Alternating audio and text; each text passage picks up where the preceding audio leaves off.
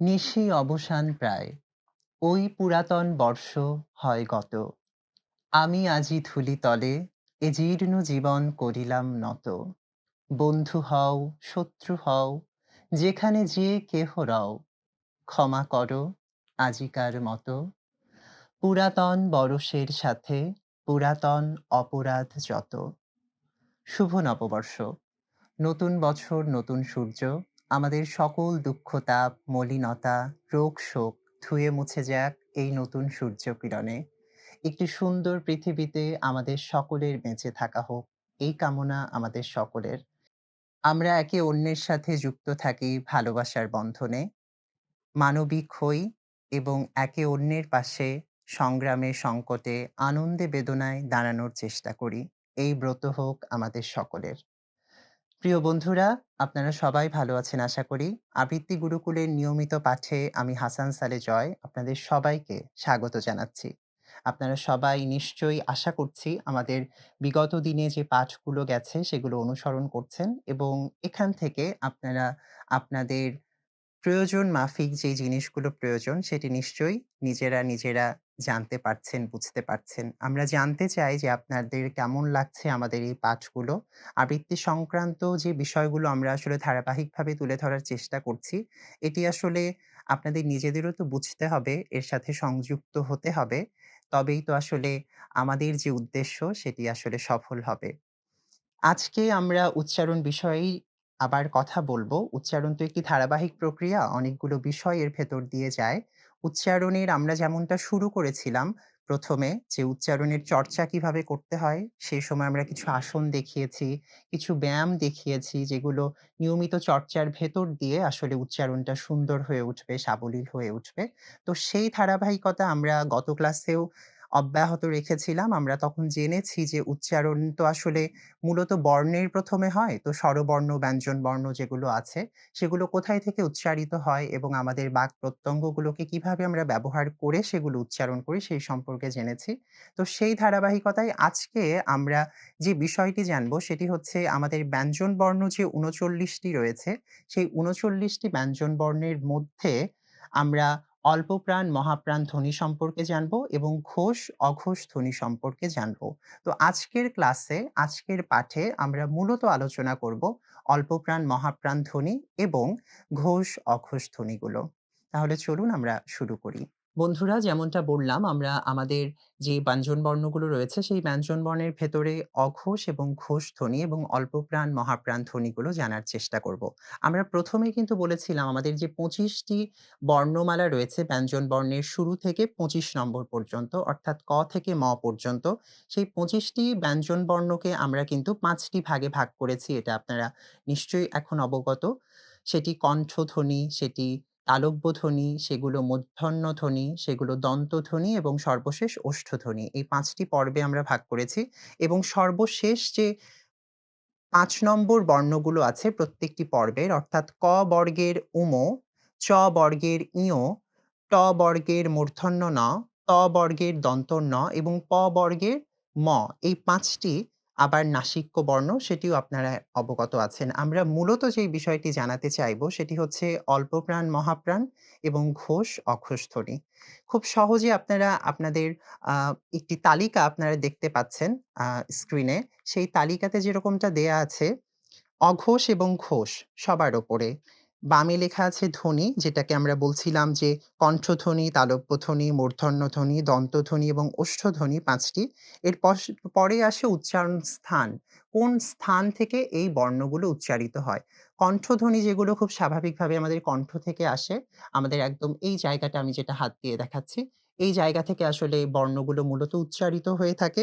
এরপরে তালুর ব্যবহারটা আমরা করি আমাদের জিহ্ব থেকে ওপরের দিকে যে শক্ত অংশটি সেটি হচ্ছে তালু। সেই তালু আমরা ব্যবহার করি। আমরা মূর্ধা ব্যবহার করি, আমরা দাঁত ব্যবহার করি এবং আমরা ঠোঁট ব্যবহার করি। এই ৫ টি প্রত্যঙ্গ ব্যবহার করে আমরা ২৫ টি বর্ণমালা উচ্চারণ করি। এরপরে আসে অঘোষ এবং তারপরে আসে ঘোষ।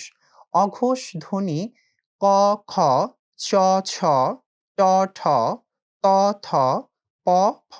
এই ৫ এই ৫ টি ৫ টি ১০ টিকে আমরা বলছি অঘোষ ধ্বনি। অঘোষ ধ্বনি কোনগুলো? যেগুলোতে উচ্চারণের সময় বাতাসের আধিক্য কম থাকে। অর্থাৎ যে ধ্বনিগুলো বা যে বর্ণগুলো আমরা যখন উচ্চারণ করব, সেগুলো উচ্চারণের সময় আমাদের আ ফুসফুস থেকে বাতাস দেবার প্রবণতা কিছুটা কম থাকে। অর্থাৎ একটু সংকুচিতভাবে বাতাসটা যায়, সেটা হচ্ছে আসলে অঘোষ ধ্বনি। একইভাবে ঘোষ ধ্বনি কোনটা? অঘোষের উল্টো যেটা সেটাই হচ্ছে ঘোষধ্বনি। অর্থাৎ যেগুলো উচ্চারণের সময় আমাদের বাতাসগুলো বেশি প্রয়োজন হয়, ফুসফুস থেকে বাতাস বেশি প্রয়োজন হয়, সেগুলোই আসলে ঘোষ ধ্বনি। এগুলো কোনগুলো হচ্ছে গ, ঘ, জ, ঝ, ড, ঢ, দ, ধ এবং ব, ভ। এই ১০ টিও হচ্ছে ঘোষ ধ্বনি। তাহলে অঘোষ আমরা বুঝতে পারলাম যেটাতে বাতাসের পরিমাণটা কম থাকে উচ্চারণের সময় সেটি অঘোষ, এবং যেটিতে বাতাসের পরিমাণ বেশি থাকে উচ্চারণ করবার সময় সেটি হচ্ছে ঘোষ ধ্বনি। তো এই অঘোষ, ঘোষ আমরা যদি একটু মনোযোগ দিয়ে বোঝার চেষ্টা করি এবং আপনাদের কাছে যেই তালিকাটি দিয়ে দেওয়া হয়েছে, সেই তালিকাটি যদি আপনারা একটু ভালো করে বুঝে নেন, তাহলে কিন্তু ঘোষ এবং অঘোষ ধ্বনি কোনগুলো, এগুলো কিন্তু আর কোনোভাবেই ভুল হবার কথা না।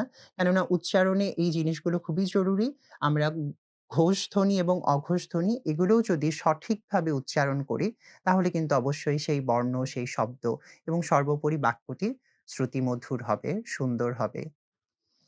এবার আমরা যে বিষয়টি জানব সেটি হচ্ছে অল্প প্রাণ এবং মহাপ্রাণ। অল্প প্রাণ অর্থটা এখানে আসলে এরকম হচ্ছে যে, যেটিতে আসলে প্রাণের পরিমাণটা কম। অর্থাৎ যেটি উচ্চারণ করবার সময় স্বরতন্ত্রী আমাদের কাঁপবে কম পরিমাণে, অর্থাৎ একটু কম কেঁপে, কেঁপে উচ্চারিত হবে, সেটি হচ্ছে অল্প প্রাণ, এবং এখানেও বাতাসের আধিক্য কম থাকবে। তো এখানে বাতাসের আধিক্য কম এবং আমাদের স্বরতন্ত্রী কম কাঁপছে, যে কারণে এটি আসলে হচ্ছে অল্প প্রাণ। আর মহাপ্রাণ ধ্বনি যেটা, মহাপ্রাণ ধ্বনিতে অবশ্যই প্রাণের পরিমাণ বেশি। অর্থাৎ সেটিতে বাতাসের পরিমাণ বেশি উচ্চারণের সময় এবং স্বরতন্ত্রী বেশি কাঁপবে। তো সেটিই আসলে হবে মহাপ্রাণ ধ্বনি। অল্প প্রাণ, মহাপ্রাণ এবং ঘোষ, অঘোষ, এই ৪ টি বর্ণ সম্পর্কে আমরা জানলাম যে এগুলো কিভাবে আসলে উচ্চারিত হয়, ধ্বনিগুলো আসলে কিভাবে, কোন ধ্বনিগুলো এর ভেতরে পড়ে সেটি আমরা জানলাম। তো অল্প প্রাণ ধ্বনি যেগুলোকে আমরা বলছি সেটি হচ্ছে একটি পর্বে, অর্থাৎ ক পর্বের ভেতরে ক, খ, গ, ঘ এই ৪ টিকে যদি আমরা ধরি, তাহলে ১ম একটি অল্পপ্রাণ হবে, পরেরটি মহাপ্রাণ। আবার ৩য় টি হবে অল্পপ্রাণ, ৪র্থটি হবে মহাপ্রাণ। অল্পপ্রাণ, মহাপ্রাণ, অল্পপ্রাণ, মহাপ্রাণ এইভাবে আসলে যাবে। যেটিতে আমাদের বাতাসের আধিক্য উচ্চারণের সময় বেশি থাকছে এবং স্বরতন্ত্রী আমাদের বেশি কাঁপছে, সেটি অল্পপ্রাণ এবং ঘোষ ধ্বনি। বন্ধুরা, অল্পপ্রাণ এবং অঘোষটা তাহলে কি হচ্ছে? অল্পপ্রাণ অর্থাৎই আমরা যেটা বললাম যে প্রাণের পরিমাণ কম। অর্থাৎ ফুসফুস থেকে বাতাস নেবার প্রবণতা কম থাকছে। যে কারণে আমরা সেটিকে অল্পপ্রাণ বলছি, এবং অঘোষ ধ্বনিটাও কিন্তু আসলে সেরকম যে আমাদের স্বরতন্ত্রী কম কাঁপছে। আর ঘোষ এবং মহাপ্রাণ সেটি হচ্ছে অল্পপ্রাণ এবং অঘোষ ধ্বনির বিপরীত। অর্থাৎ ঘোষ ধ্বনিগুলোতে আমাদের স্বরতন্ত্রী কাঁপছে বেশি পরিমাণে এবং আমাদের বাতাস নেবার, ফুসফুস থেকে বাতাস নিয়ে উচ্চারণ করবার প্রবণতা থাকছে বেশি। সেটি মহাপ্রাণের ক্ষেত্রেও তাই। আর অঘোষ ধ্বনিগুলো আমরা প্র ক বর্গে যে ৪ টি বর্ণ আছে সেখান থেকে ১ম দুটিকে আমরা বিবেচনা করছি অঘোষ ধ্বনি হিসেবে, পরের দুটিকে বিবেচনা করছি ঘোষ ধ্বনি হিসেবে। একইভাবে অল্পপ্রাণ ধ্বনি ক বর্গের ভেতরে ১ম টি অল্পপ্রাণ, ২য় টি মহাপ্রাণ, আবার ৩য় টি অল্পপ্রাণ, ৪র্থটি মহাপ্রাণ। এইভাবে যদি আপনারা একটু তালিকার সাথে মিলিয়ে নিয়ে দেখেন, তাহলে আমার মনে হয় যে অঘোষ ধ্বনি, ঘোষ ধ্বনি, অল্পপ্রাণ ধ্বনি, মহাপ্রাণ ধ্বনি এগুলো উচ্চারণের সময় বিশেষ কোনো অসুবিধা হবে না। তো এই জিনিসগুলো উচ্চারণে আমাদের খুব বেশি প্রয়োজনীয় হবে বলেই আমরা মনে করি।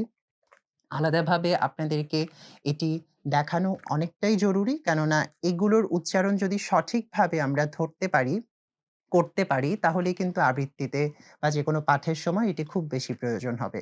বন্ধুরা, আজ তাহলে আমরা যে বিষয়টি নিয়ে মূলত আলোচনা করছি তা হচ্ছে আমাদের যে ব্যঞ্জন বর্ণের ক থেকে ম পর্যন্ত ২৫ টি বর্ণ রয়েছে, সেই বর্ণগুলো ঘোষ, অঘোষ, অল্পপ্রাণ, মহাপ্রাণ যে ৪ টি পর্যায়ে বিভক্ত, সেই পর্যায়গুলো সম্পর্কে আপনাদের সাথে আলোচনা করলাম এবং আমরা গত ক্লাসে যেমনটা আলোচনা করেছিলাম, কণ্ঠধ্বনি থেকে ওষ্ঠধ্বনি পর্যন্ত ৫ টি পর্বে যে ২৫ টি বর্ণ কোথা থেকে কিভাবে উচ্চারিত হয় সেই প্রক্রিয়া সম্পর্কে। তো তো আজকে নতুন যে একটি প্রক্রিয়া আপনাদেরকে বললাম, এগুলোর উচ্চারণ এবং মনে রাখার বিষয়টা আপনারা নিজেরা চর্চা করবেন। তাহলে আশা করি যে এই বর্ণগুলো উচ্চারণের যে ধরনের জটিলতা আছে সেটি নিরসন হবে এবং যেমনটা বলছিলাম, অঘোষ ধ্বনি যখন আপনারা উচ্চারণ করছেন, তখন দেখবেন যে আপনাদের স্বরতন্ত্রী কাঁপছে কম। তখন ওটি ধরে নিতে হবে যে সেটি অঘোষ ধ্বনি আপনি উচ্চারণ করছেন। আর ঘোষ ধ্বনিগুলো যখন আপনি উচ্চারণ করবেন, তখন অটোমেটিক্যালি আপনার ভয়েস কাঁপবে। অর্থাৎ স্বরতন্ত্রী কেঁপে, কেঁপে উচ্চারিত হবে। সেটিকে আমরা ধরে নেব সেটি ঘোষধ্বনি। একইভাবে অল্পপ্রাণ ধ্বনি যেটির কথা বলছিলাম, বাতাসে বাতাসের পরিমাণটা আমাদের বেশি থাকবে। আমরা যখন উচ্চারণ করব, আমাদের ফুসফুস থেকে যখন সেটি নিঃসৃত হবে, সেখানে বাতাসের পরিমাণটা কম থাকবে আর মহাপ্রাণে বাতাসের পরিমাণটা বেশি থাকবে।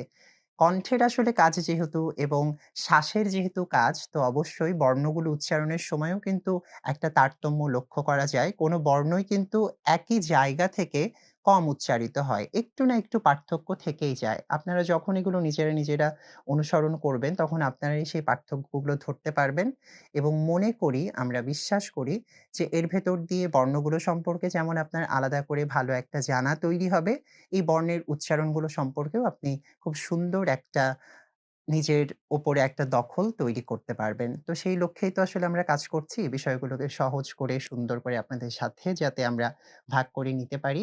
তো এই ছিল মোটামুটি আজকের বিষয়ে আলোচনা। আগামী ক্লাসে আবার ফিরবো। সকলে ভালো থাকুন। আর নতুন বছর তো শুরু হয়ে গেল। নতুন বছরের সবাইকে শুভেচ্ছা। সুন্দর হোক আমাদের নতুন বছর এই কামনা করে আবৃত্তি গুরুকুল। শুভ বিদায়।